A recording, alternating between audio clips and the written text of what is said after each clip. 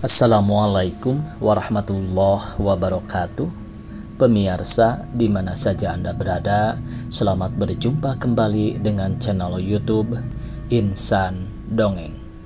Pada kesempatan ini saya Bang Elgi akan melanjutkan cerita di persimpangan jalan bagian ke-13.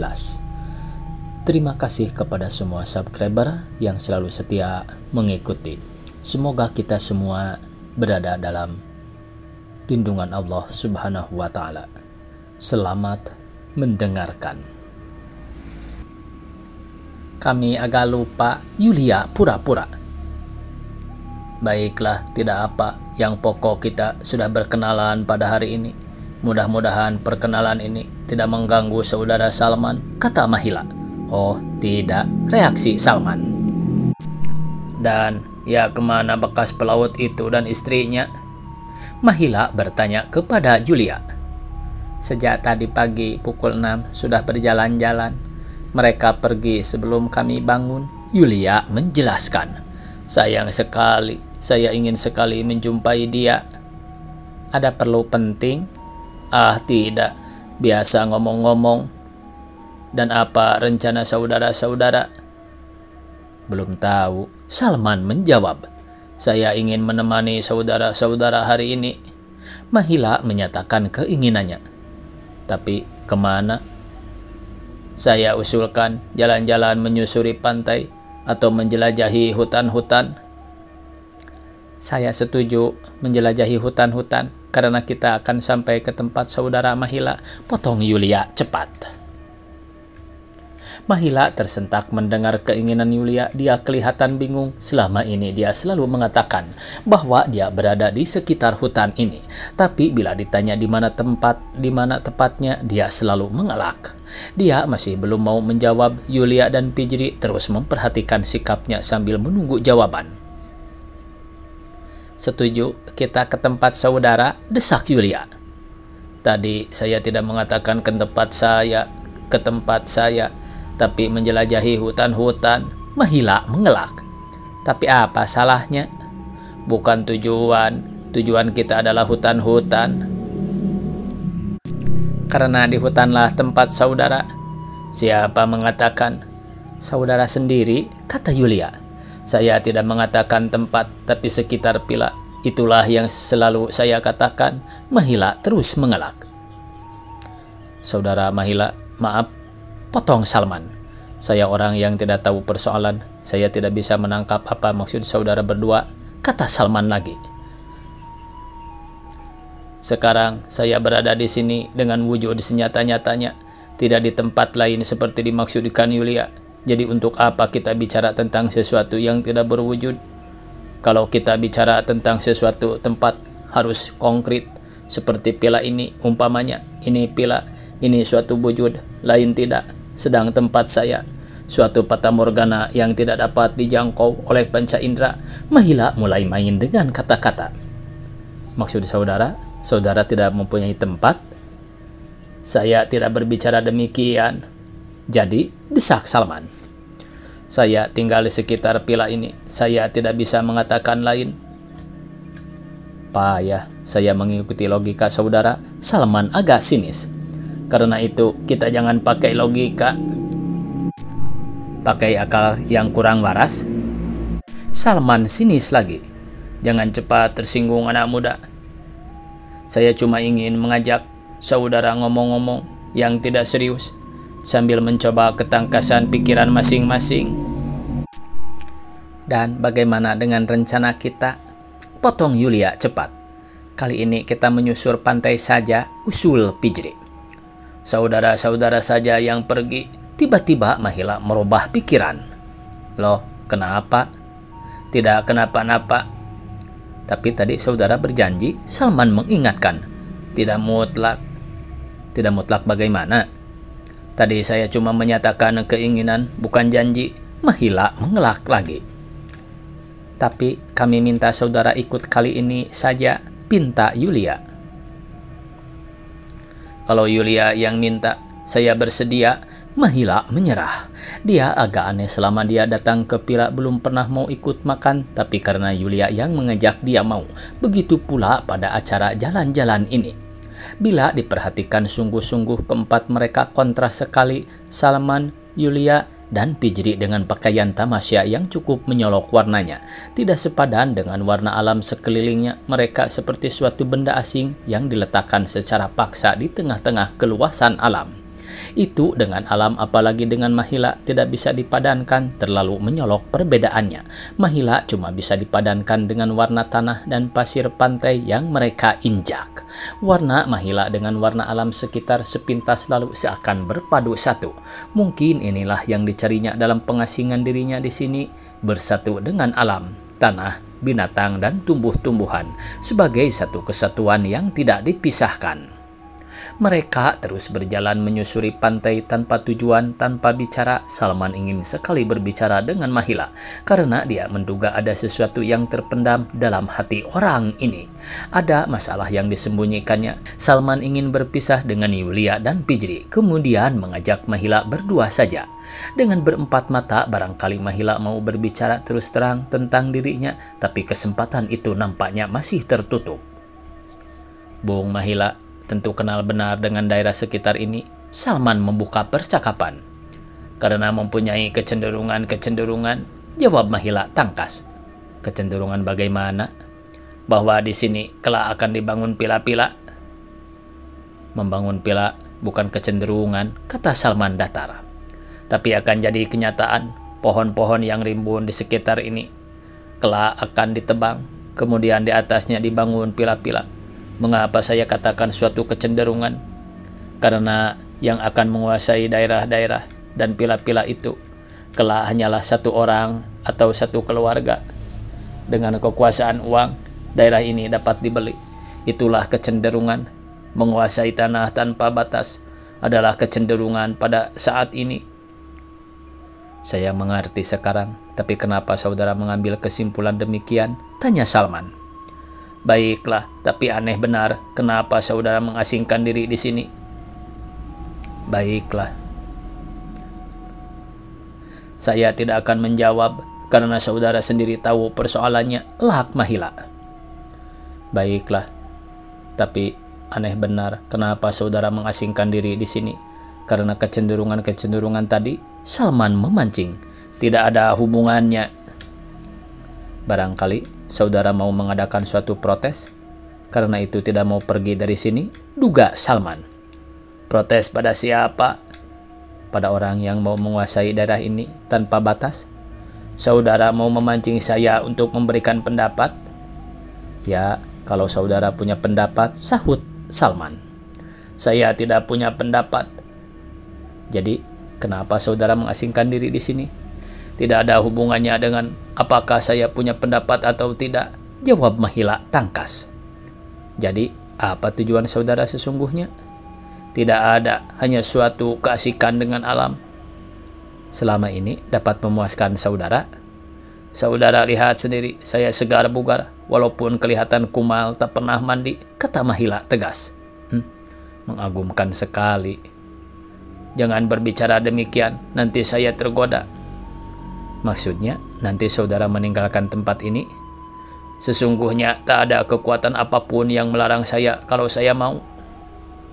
Misalnya terjadi, saudara akan kemana? Belum dipastikan. Misalkan saja, desak Salman kepada Mahila. Kita tidak dapat mengatakan sesuatu yang belum pasti. Sudah berapa lama saudara berada di sini? Kembali Salman bertanya. Tak terhitung. Saudara, jangan main-main. Saya bertanya sungguh-sungguh. Salman meyakinkan. Untuk apa saudara ketahui? Ya, karena ingin tahu saja. Sejak pila pelaut itu dibangun. Sejak 8 tahun yang lalu, potong Yulia. Rupanya Yulia tahu pasti, kata Mahila. Nampaknya dia girang sekali karena Yulia yang menjawab. Cukup lama juga kalau begitu. Sungguh, saya kagum sekali atas daya tahan saudara. Menurut saudara, waktu yang 8 tahun sanggup menghancurkan daya tahan seseorang? Tanya Mahila pada Salman. Kalau seseorang membiarkan dirinya tidak terawat, dalam ukuran yang bagaimana? Seperti saudara umpamanya. Apa saudara menganggap saya tidak merawat diri? Lahiriahnya demikian sih, sahut Salman. Itulah, saudara tidak melihat yang lebih hakiki, kata Mahila agak sinis. Ini kelemahan saya, Salman mengakui. Yulia dan Pijri asik juga mendengar percakapan kedua laki-laki itu. Menurut Yulia, Mahila sudah terbuka sedikit, apa yang dikatakannya terasa masuk akal. Dia tidak lagi bermain dengan kata-kata walaupun muncul kembali dengan tiba-tiba. Mereka sudah sampai di tempat Salman dan Pijri dulu pertama kali berciuman. Pohon bakau itu masih tetap rimbun, malah daunnya makin lebat. Cabangnya kian menjorok ke laut. Mereka memutuskan untuk berhenti di sini untuk melepaskan lelah. Salman dan Pijri sesaat saling berpandangan kemudian tersenyum. Aneh juga mengingat kembali tingkah mereka tempo hari itu, saling berpelukan. Bagi Pijri itu adalah yang pertama kali, rasanya sangat asing. Tubuh Salman tidak sekasar yang dibayangkannya, tapi sangat padat. Rasanya penuh dengan vitalitas, penuh kejantanan. Yulia dan Mahila tidak begitu memperhatikan mereka. Mereka sendiri sedang asik. Mahila duduk dekat Yulia. Sangat kontras nampaknya, tidak sepadan, dan mereka tentu saja tidak tahu apa yang terjadi dulu di sini antara Salman dan Pijri. Tapi entah bagi Mahila, mungkin firasatnya mengetahuinya karena orang ini aneh. Seperti dulu, dia tiba-tiba saja muncul di pila tanpa diketahui dari mana datangnya. Tapi sampai mereka kembali ke pila, Mahila tidak pernah menyinggung masalah itu, baik kepada Pijri maupun kepada Salman. Mungkin dia segan karena hal itu terlalu bersifat pribadi, atau mungkin juga tidak tahu sama sekali. Bekas perwira itu dan sang istri sudah berada kembali di pila. Mereka cuma jalan-jalan sebentar, hanya berputar-putar sekitar tempat itu.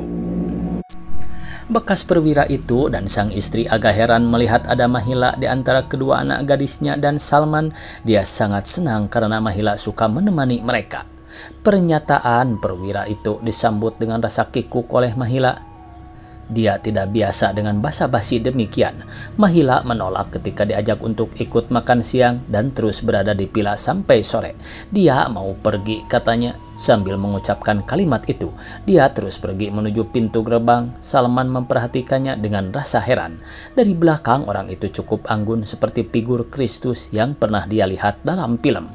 Jadi sama pula dengan pendapat kedua gadis itu. Hari Sabtu berikutnya, Salman minta izin kepada bekas perwira itu sebagai majikannya karena dia mau pergi ke Bandung. Dia sudah kangen pada orang tuanya, katanya. Tapi bukan itu saja. Yang utama, dia mau menyampaikan kepada mereka bahwa dalam waktu dekat dia mau melangsungkan perkawinan. Bekas perwira itu memahami maksud Salman, karena itu dia bersikap diam saja. Salman tiba di rumah orang tuanya kira-kira pukul 5 sore. Mereka agak kaget karena Salman tidak memberitahukan lebih dulu mengenai kedatangannya. Ibunya menyambut dengan sangat gembira karena rasa kangen yang tak tertahankan. Bapaknya demikian juga. Dia memandang dengan rasa bangga kedatangan anak laki-lakinya itu. Dia tidak mengucapkan sepatah kata pun. Tapi Salman sudah tahu mana pandangan itu. Bapaknya menganggap bahwa dialah salinan persis dari seluruh wujud lahiriahnya. Karena itu bapaknya sangat bangga. Bentuk tubuh Salman adalah bentuk tubuhnya juga. Ketampanannya apalagi, cuma barangkali wataknya. Tapi bukankah watak Salman yang tidak pernah mau mundur dan putus asa itu adalah juga watak bapaknya? Suasana rumah orang tuanya tidak berubah, masih seperti dulu. Meja dan kursi masih yang dulu juga. Kamar kedua adiknya laki-laki juga tetap seperti dulu. Kamar itu adalah kamarnya sendiri sebelum pindah ke Jakarta untuk mengadu untung mencari pekerjaan. Kamar itu mengingatkannya tatkala dia berjuang mati-matian untuk memperoleh ijazah sekolah teknik menengah. Hanya sampai sekian sekolahnya karena dia tidak bisa melanjutkan ke akademi teknik yang ada. Orang tuanya tidak sanggup membayar uang masuk yang gila-gilaan pada waktu itu. Karena itu dia pindah ke Jakarta mengadu untung dan dia bernasib baik. Setelah melalui liku-liku perjuangan yang cukup sengit, akhirnya diterima sebagai pegawai tetap di perusahaan bekas perwira itu. Ibunya menanyakan segala macam persoalan yang dialaminya di Jakarta, bagaimana dengan pekerjaannya, berapa gajinya sebulan kalau diukur dengan jumlah uang yang dikirimkannya tiap bulan untuk membantu ibunya. Tentu dia mempunyai gaji yang cukup banyak, melebihi keperluannya sendiri sebagai seorang bujang. Atau bagaimana rencananya sebagai seorang muda? Apa sudah ingin berumah tangga? Kalau sudah, gadis dari mana? Apakah orang sedaerah dengan bapaknya atau orang Jakarta asli? Segala macam ditanyakan ibunya. Perempuan itu seakan ingin melepaskan segala kerinduannya kepada Salman. Kedua adiknya laki-laki mendengarkan saja dengan penuh minat pertanyaan-pertanyaan ibunya. Demikian pula bapaknya. Bani, demikian nama ayah Salman, keluarga itu cuma dikaruniai 3 orang anak. Semuanya laki-laki. Salman yang tertua, Sarwan yang nomor 2, dan yang bungsu Sarakawi. Kedua adik Salman sesudah tamat SMA atas bantuan Salman dapat melanjutkan sekolahnya ke institut yang mengajarkan keahlian tentang perstektilan. Kedua-duanya memilih institut ini karena menurut mereka para lulusannya mempunyai harapan yang baik di masa depan. Keluarga itu walaupun tidak dikaruniai anak perempuan, tapi cukup bahagia. Mereka bangga dengan ketiga anak laki-lakinya karena mereka semua maju dalam sekolah, walaupun Salman tidak sempat melanjutkan ke perguruan tinggi. Gaji ayahnya pada perusahaan bekas Belanda itu tidak mencukupi, hanya pas-pasan saja untuk menghidupi keluarga sehari-hari. Hari itu sesudah makan malam, Salman menyampaikan kepada kedua orang tuanya dia ingin membicarakan sesuatu sangat penting, katanya. Menyangkut kami sebagai orang tua, tanya ayahnya. Iya pak, mengenai apa? Aku akan kawin. Kami sangat senang, potong ibunya dengan gembira. Tapi akan menemui kesulitan, Salman memperingatkan. Maksudmu orang tua gadis calon istrimu tidak setuju? Ayahnya bertanya. Sebenarnya aku belum menyampaikan kepada orang tua si gadis mengenai hubungan kami, jadi belum diketahui apa mereka setuju atau tidak. Selama ini aku tidak melakukannya karena aku anggap biarlah ayah dan ibu mengetahuinya dulu. Karena persoalan sangat prinsipil, kata Salman. Kami tidak mengerti maksudmu, kata ayahnya. Seperti ayah dan ibu tahu, aku bekerja pada sebuah perusahaan dagang yang menjual onderdil kapal. Direktur perusahaan itu seorang bekas perwira tinggi Angkatan Laut, Komodor Purnawirawan. Sang direktur mempunyai 2 orang anak gadis. Salah seorang di antaranya mengikat janji denganku. Kami akan kawin, walau mendapat rintangan apapun. Jadi, apalagi yang akan dipersoalkan, potong ayah Salman. Kalau kalian sudah sama-sama bertekad untuk kawin, kami berdua setuju saja. Tapi bukan itu persoalannya, Pak. Kami berdua ingin perkawinan ini direstui oleh kedua orang tua. Oleh karena itu, aku datang menyampaikan hal ini kepada ayah dan ibu. Dan sebelum semuanya berlangsung, tentu kedua orang tua akan saling bertemu, akan melamar secara resmi. Di samping itu, sebagai lazimnya, pihak kedua keluarga tentu ingin mengetahui mengenai latar belakang kehidupan masing-masing. Aku pikir kebiasaan itu belum dapat dielakkan. Aku masih belum mengerti maksudmu. Kenapa aku tidak masuk saja pada inti persoalannya? Tanya ayah Salman agak heran, karena Salman terlalu jauh mengambil ancang-ancang sebelum sampai pada masalahnya. Salman tidak segera menjawab, memang disengaja tidak ingin terus masuk pada persoalannya. Dia ingin secara perlahan-lahan mengemukakannya, terutama mengenai latar belakang perjuangan bekas perwira itu dalam mempertahankan kemerdekaan agar ayahnya tidak terlalu kaget. Tapi bila nanti aku sampai pada inti persoalannya, ayah mau menerimanya sebagai kenyataan? Katakanlah, desak ayahnya tak sabar. Calon besan ayah adalah seorang pejuang. Karir militernya dimulai dari bawah sekali. Beliau adalah salah seorang yang ikut merasakan betapa pahitnya mempertahankan kemerdekaan yang telah diproklamirkan. Salman menjelaskan, "Oh, aku tahu sekarang," kata ayah Salman dengan penuh kesadaran. "Jadi, calon mertuamu sangat berlawanan dengan latar belakang hidupku. Inilah yang kukhawatirkan. Dan kau merasa pasti ditolak karena bapamu bekas serdadu KNIL?" "Aku tidak bisa memastikan, tapi hal itu sangat mengkhawatirkan." Oh, waktunya habis pemirsa. Dicukupkan sekian. Billahi taufik wal hidayah. Wassalamualaikum warahmatullahi wabarakatuh.